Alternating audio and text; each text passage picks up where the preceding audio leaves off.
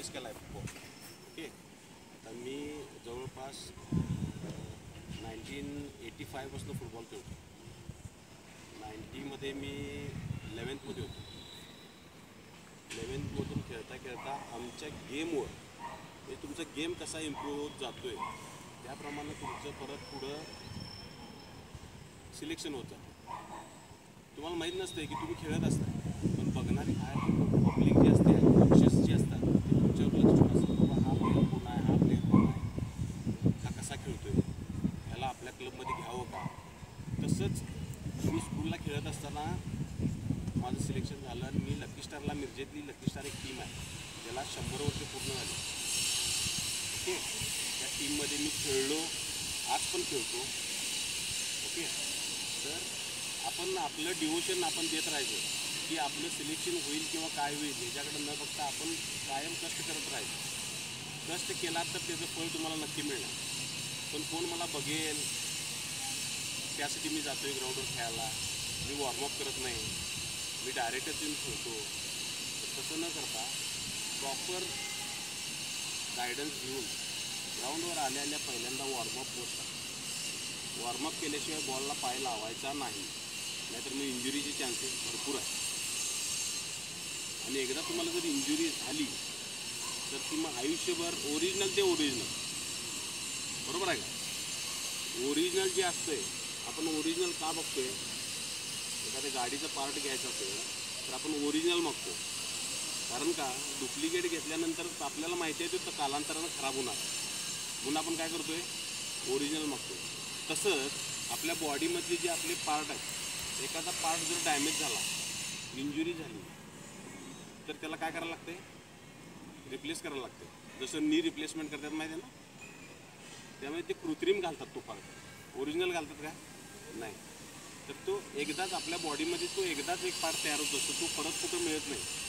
आणि ह्या इंजुरीज होतात कशामुळं, तर तुमचं प्रॉपर वॉर्मअप न झाल्यामुळं.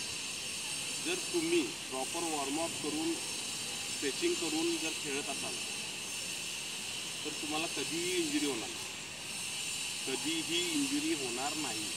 पण ह्या गोष्टी तुम्ही पाळल्या पाहिजेत. ज्यावेळी कधी आपण एखाद्या इंजुरीमध्ये आहोत तर त्यावेळी बेस्ट वे रेस्ट घ्यायची. त्यावेळी इंजुरीमध्ये आपल्याला ताकद आहे म्हणून मी खेळतो, मला जमतं आहे अजून खेळायला, मी जरासं खेळतो, मी जरासं पळतो. मग मी आता फुटबॉल खेळत नाही, मी क्रिकेट खेळतो. क्रिकेटला काय पळायला लागत नाही, मी जागेवर थांबून खेळतो. मग हे आपण विचार करून जे करत असतो आहे त्याच्यामुळे काय होते, इंजुरीची हे वाढत जाते. त्याच्यामुळं एक गोष्ट लक्षात ठेवायची कायम की आपण कधीही वॉर्मअप आणि हे केल्याशिवाय ग्राउंडमध्ये उतरायचं नाही. आणि जर तुम्ही लक्षात घ्या, फ्युचरमध्ये तुम्हाला स्पोर्ट्समध्येच काहीतरी करिअर करायचं आहे तर आता तुम्हाला माहिती असेल, लास्ट इयर खेळाच काय 12वीला नाही, तर आपल्याला जिल्हा, आम्ही ज्यावेळी खेळत होतो त्यावेळी तसे मार्क्स मिळत नव्हते. पण आता तुम्ही डिस्ट्रिक्ट कॉम्पिटिशनला जर पार्टिसिपेट असाल आणि फर्स्ट, सेकंड, थर्ड प्लेसमध्ये असाल कोणत्याही गेममध्ये, इंडिव्हिज्युअल असू दे किंवा टीम इव्हेंटमध्ये असू दे, 5 मार्क तुम्हाला मिळतात. ओके, आता जर तुम्ही 6th ला, 7th ला, 8th ला, 9th ला खेळत असाल आणि ते जर 5 मार्क तुम्ही डिस्ट्रिक्टला मागं खेळलाय आणि 10th मध्ये तुम्ही ज्यावेळी ॲडमिशन घेताय त्यावेळी तुम्ही 10th मध्ये कोणत्या तरी टीममध्ये असणं गरजेचं आहे.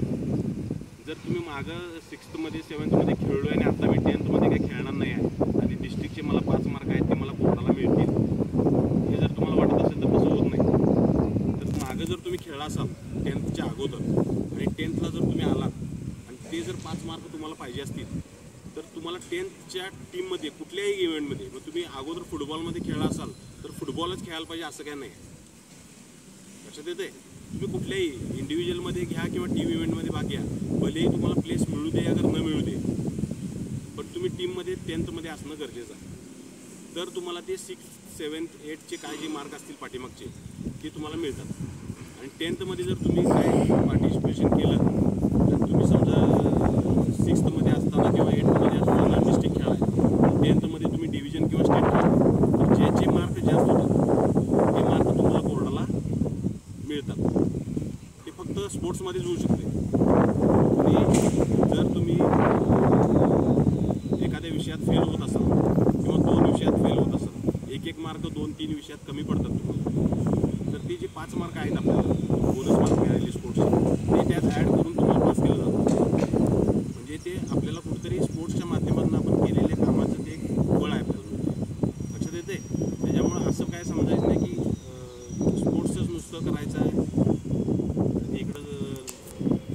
स्कूलमध्ये लक्ष द्यायचं नाही, अभ्यास करायचं नाही, तर ह्याच्याबरोबर दोन्ही तुम्हाला करता आलं पाहिजे. स्पोर्ट्स पण असलं पाहिजे आणि तुमचं स्कूलमध्ये तुमचं अकॅडमिक पण चांगलं असलं पाहिजे.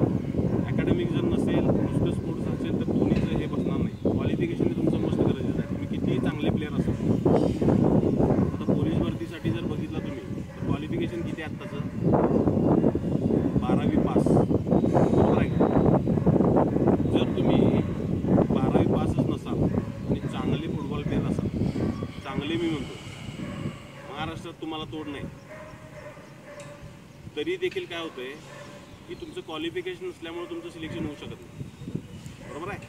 त्याच्यामुळं स्पोर्ट्सबरोबर तुमचं अकॅडमिक पण चांगलं असणं गरजेचं आहे. त्यामुळे दोन्हीची सांगड घालायची. अभ्यासाच्या वेळी अभ्यास करायचा, स्पोर्ट्सच्या वेळी स्पोर्ट्स आणि कायम व्यवस्थित प्रॅक्टिसमध्ये राहा. तुमचं भविष्य उज्ज्वल आहे. तुम्हाला काहीतरी पुढे जे टार्गेट तुम्ही ठेवलं आहे ते तुम्हाला अचीव होईल. ओके, यासाठी मी तुम्हाला शुभेच्छा देतो. थांबतो.